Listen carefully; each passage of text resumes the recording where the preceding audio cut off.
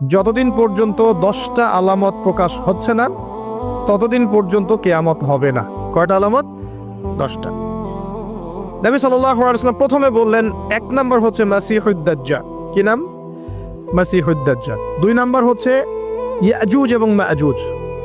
এর আদম সন্তান পৃথিবীতে বের হবে এবং পুরো পৃথিবীটা ম্যাসাকার করে ছেড়ে দিবে। আর মাসিহুদ দাজ্জাল সেও বের হবে শেষ জামানায়, যে ইহুদিদেরকে নিয়ে পুরো বিশ্ব শাসন করবে, বিশ্বের প্রতিটা ডিপার্টমেন্ট সে রুল করবে। এবং দাজ্জালের চেয়ে ভয়ঙ্কর কোনো ফিতনা এই পৃথিবীতে আসে নাই, আসবেও না। প্রত্যেক নবী তার কওমকে দাজ্জাল সম্পর্কে সতর্ক করেছিলেন, এমনকি নূহ আলাইহিস সালাম পর্যন্ত তার উম্মতকে দাজ্জালের ফিতনা সম্পর্কে সতর্ক করেছিলেন।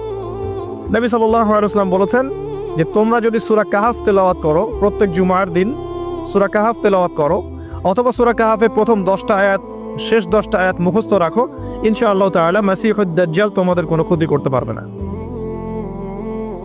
1 মাসিহুদ দাজ্জাল, 2 ইয়াজুজ আর মাজুজ, 3 হচ্ছে ঈসা ইবনে মারইয়াম। ঈসা ইবনে মারইয়াম যতক্ষণ পর্যন্ত না আসছেন, পৃথিবীতে আবার ইউটার্ন না করছেন এবং তার হাতে মাসিহুদ দাজ্জাল নিহত না হচ্ছে, কিয়ামত হবে না।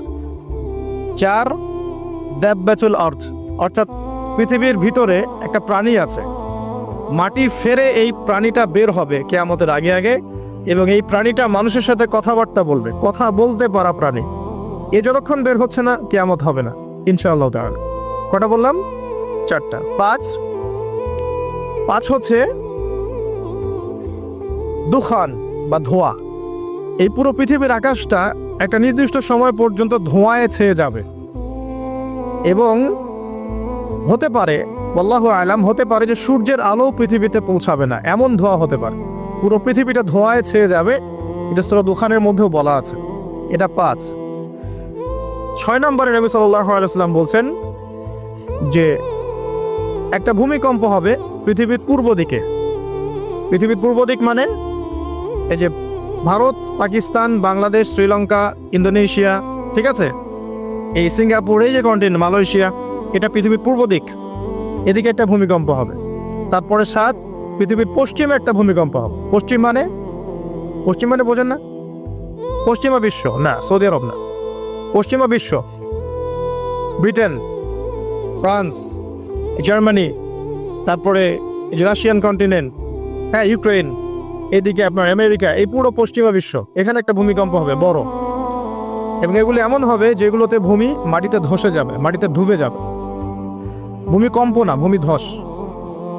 8 পৃথিবীর মাঝখানে মধ্যপ্রাচ্যে একটা ভূমিকম্প হবে, যেখানে আমাদের সো কল্ড আমিরুল মুমিনিনরা থাকে, যারা আমেরিকা এবং ইসরায়েলের বন্ধু, এদের এখানে একটা ভূমিকম্প হবে ইনশাআল্লাহ তাআলা। আর 9 ইয়েমেন থেকে একটা আগুন বের হবে। ইয়েমেন থেকে একটা আগুন বের হবে, যে আগুন মানুষকে হাসরের মাঠের দিকে তাড়িয়ে নিয়ে আসবে। আরেকটা বলেছেন 10 নম্বর, যেটা এই মুহূর্তে আমি ঠিক মনে করতে পারছি না। তো এই 10টা আলামতের কথা নবী সাল্লাল্লাহু আলাইহি ওয়াসাল্লাম বলেছেন, না হওয়া পর্যন্ত, এই 10টা আলামত না আসা পর্যন্ত কিয়ামত হবে না। ঠিক আছে? আচ্ছা, এখন এই 10টার মধ্যে সবচেয়ে বড়টা কি? সবচেয়ে বড়টা হচ্ছে মাসিহুদ দাজ্জাল। সবচেয়ে বড়টা কি? 10 নম্বরটা মনে পড়েছে, আলহামদুলিল্লাহ।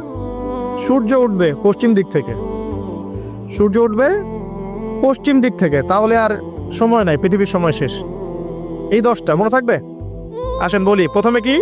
দাজ্জাল, তারপরে ইয়াজুজ আর মাজুজ, 3 নম্বর ঈসা ইবনে মারইয়ামের প্রত্যাবর্তন, 4 নম্বর দাব্বাতুল আরদ, জমিন থেকে প্রাণী বের হয়ে কথা বলবে মানুষের সাথে, ঠিক আছে। 5 নম্বর কি বললাম?